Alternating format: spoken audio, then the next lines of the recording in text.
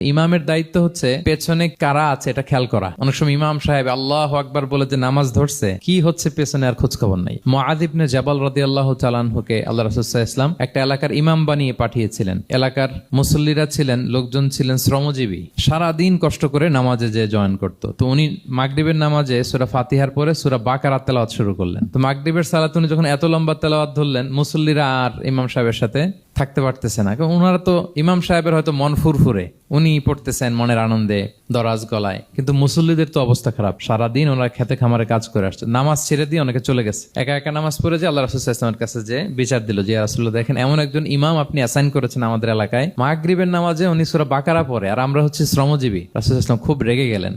মুআয ইবনে জাবালকে ডেকে বললেন, তুমি কি সমাজে ফিতনা ছড়াচ্ছ? তুমি জানো না এরা কারা? তোমার কি সূরা ওয়াদ-দুহা ওয়াল-লাইলি ইযা সাজা মুখস্থ নাই? তোমার কি ওয়াশ-শামসি ওয়া দুহাহা এটা মুখস্থ নাই? তোমার কি সাব্বিহ ইসমা রাব্বিকাল আ'লা এই সূরাগুলো তোমার